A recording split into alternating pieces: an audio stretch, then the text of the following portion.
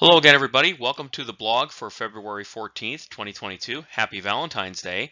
And what we're going to do this week is to do a first week report card. First week from the standpoint of when I started doing tax returns, which was just this previous Saturday, February 5th. For those of you who don't know me, my name is Tom O'Sabin. I'm an enrolled agent. I'm the Assistant Director for Professional Education and Outreach for Tax School.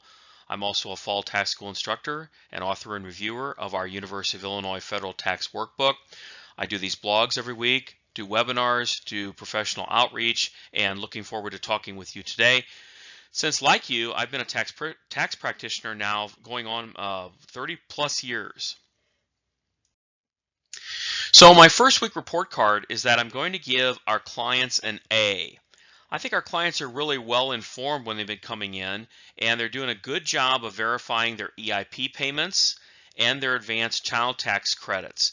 They are either uploading to our portal their letters, or they're bringing them in to appointments. I've only probably met with about 40 clients so far, but I think that's a pretty good, at least an early tax season indicator, I hope, of how things are going. Again, they have their letters or they've uploaded their letters, and when I ask them the question, have they verified what in fact has hit their bank account, they agree. So they're providing the information. So I give an A+ to our clients on being informed about what they need to bring us, and so we can verify the payments they get. And maybe it's coming from a direction of they see money on these letters, and maybe they're concerned about, am I going to have to claim this as income, etc. And I only had one case so far where the client just is absolutely positive that she did not receive her EIP 3 payment, the $1,400. So in fact, there is a form to correct that. Form 3911 is available, and we'll talk about that next. So if you go and take a look at a Form 3911, I'm going to give you a resource to go to in just a moment. You submit one Form 3911 for each missing payment. So if you have a client who says, I didn't get anything, I didn't get my EIP payment, I didn't receive advanced child tax credit, although I was supposed to, in that circumstance, you would expect the client would be submitting two separate forms. The instructions tell us that at the top of the form, the client should write EIP 3, for example, if that's in fact what they're looking for. And then in section 2, check box 8, then mail in the form and wait. I don't have any idea how long processing could take. So there's an IRS resource. I give it to you here. It's not a hyperlink. You'd have to copy and paste it. There's Q&A on the EIP 3 payments, again, for those clients who have not received their payments, or even if they have, an online access account and you go in via your Tax Pro account. I would say that, if the client just is adamant that nothing has hit their bank account, then I think we're stuck with filing the Form 3911. But so far with me, knock on wood, only been one instance where the client, like I said, is adamant that they did not receive the payment. So A+ to our clients bringing information we're looking for. So far, at least in our world, software isn't updated. I just ran into a situation the other night where I have someone who in 2020 had taken a COVID-related distribution from a qualified plan and elected on their 2020 return to spread out the inclusion in income over 3 years. 2020 it was handled just perfectly. Here in 2021, haven't found a place to get it into at least our software yet that we use in our firm.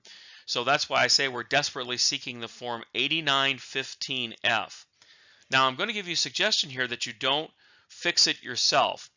When I was having the Zoom appointment with the client, I found a place to go ahead and put in this year's amount that needs to be allocated to 2021. And then when I went to go ahead and complete the return, it was gone. Maybe we got a software update or something. But at least from the standpoint of giving the client an idea of where they stand, I did include it in income. So what I'm seeing on our Facebook page and what some of you are doing, and I did the same thing, is I added another distribution into our retirement section on our software and showed it as this year's allocation of last year's amount. Now that's fine for giving the client an idea of where they stand, but I'm not ready to submit that thing electronically because of the fact that we need this Form 8915F We really need that form to be there. I want to do a little highlight around that, and then we'll erase it. Get that 8915F, or wait for your software to update before you submit the returns. Remember how the IRS thinks. The IRS always thinks in tunnel vision. If there's a form for it, it needs to be there. Just by the fact of you including the income on the return and not waiting for that 8915F like Frank to be out doesn't mean we have dealt with the issue. We'll have to probably answer IRS correspondence if you're in such a hurry to go ahead and get the return filed. So don't fix it yourself. And be sure when you're meeting with your clients to ask them, did they put any of the money back in their plan? Remember if we had those COVID-19 related distributions in 2020, which made COVID-19 rise to the level of being a national disaster, they have the opportunity for 3 years to put some or all of that money back. Then we would need to go back and amend probably the earliest return 2020 to get them their tax back that they paid on that money. So be sure and ask. I did the same thing, so I'm thinking about what I face in tax season just like you. And here's the IRS resource for the questions on that 8915F. But you know the interesting thing, when you click on it, you get the instructions for the 2018 8915. So I think we're just going to have to wait. That's probably what our software providers are waiting for as well. So the big thing that's come out in the last week, and actually since January 29th, is this K2, K3 issue. And let me just explain to it in a nutshell, and I'd also suggest if you're not a member of our Facebook group that you go to the tax school Facebook group. I didn't put a link in here, but I think you can go ahead and Google it to get that. And here's the situation, that it appears that the instructions in the creation of the form K2 or Schedule K2 that go with K1s for partnerships and S-corps, they were really created to address any foreign activity that the partnership or S corporation might have had. Now, the issue that's come out of the instructions is that even though the partnership or S corporation might not have any of this activity, the partnership or S corporation, according to the instructions, is required to make inquiry of the individual partner or shareholder if they have any foreign activity, and if they do, then the partnership or S corp is required to provide the K2, K3 information, or they could be subject to penalty.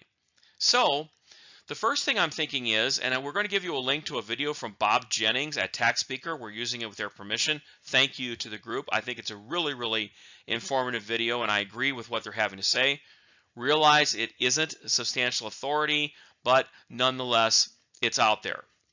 So the first thing I'm going to suggest you do is, if we can avoid filing the form 1116. Now, I for many years have filed 1116s for all of my clients, and I'm talking about the ones that will have a brokerage statement where they've had $8, $10, maybe $100 of foreign tax so they can get credit for it. Well, you find, and I'm going to give you a link to the instructions, that the 1116 isn't required if the amount of foreign tax, for example, paid through the brokerage account, is $300 or less, or $600 or less for a married couple. So I think one band-aid we might have is that maybe we need to file less Form 1116s than even if the client does have K1 information coming from an S corporation or partnership, then they wouldn't have to receive a K2 or K3 or have the partnership or S corp be subject to penalty if in fact we have a small amount that we're just wanting to get the foreign tax credit. You'll see the link in a little bit that'll take you to the instructions, and in our software there's actually a place to say that the taxpayer is exempt from filing the form 1116. Still get the credit, we don't need the form. So I think that would eliminate the need for that K2 information to be coming, because I'm guessing that the IRS match to all of this is going to be where the individual taxpayer files a Form 1116 and they have also K1 information coming in. But If they have a requirement to file an 1116, you can look at the requirement in the attachment. Then again, the K2 or K3 is going to be needed, or that entity could be subject to penalty for not providing this information. So here's the resources I want to talk about. Here's the filing requirements for Form 1116. You can go ahead and copy and paste the link in, take a look at it on Google. This is coming from irs.gov. I will also mention to you who prepare entity returns, being our partnerships and S corporations, and you're wondering about compliance with this, there's actually potential relief. It's in IRS Notice 2021-39, and I've attached the link here that you can also look at to take a look at Section 3 of the notice, which talks about penalty relief, and it really gets into the idea of due diligence. If you've made a good effort to try to comply with the law, and there's a safe harbor for 2021 returns where penalties wouldn't apply. I had also mentioned that there's a Bob Jennings video from Tax Speaker. I think they do a really good job of explaining exactly what I'm saying, step by step, line by line. And again, it is on our Facebook page, so you can Google Tax Group or University of Illinois Tax School Facebook. You can join. It doesn't cost anything. And I actually have 3 pieces that I put in this last week into the Facebook group. First, I talked about the safe harbor from penalties. I said, so that'll give you maybe a little bit of breathing room while we look at this a little bit further. Then the idea that maybe about 99% of our clients, which is also what Bob Jennings says in his video, won't be subject to these rules. And in fact, we can avoid it altogether by not using the Form 1116 if it's not required. We're not obfuscating the law. It's not required. And then finally, talking again about the idea of when the K2 or K3 information might be provided. And I don't know that I disagree with Tax Speaker Bob Jennings on this when he said for those clients who are going to have that information, they're probably facing an extension. So the early tax season grade that I will give is I'm going to give our clients an A. I'm going to give the IRS a C in that we're not getting updated forms yet, and I'm going to give them an F on this K2, K3 thing because of all of the stuff to have to deal with. Imagine this coming out now. So all we can say is hopefully we'll get some additional guidance and maybe some additional relief.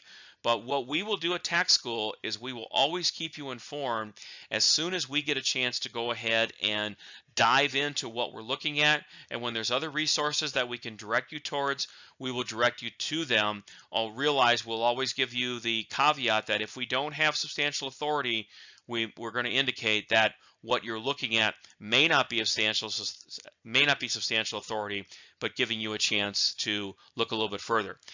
Hang in there. We've got about 9 weeks left of tax season. As far as I know right now, April 18th hasn't been changed unless you have clients who are in a disaster area, a traditional disaster area, not one under COVID-19. So for now, for all of us here at the University of Illinois Tax School, this is Tom O'Savin saying we'll say goodbye for just a while.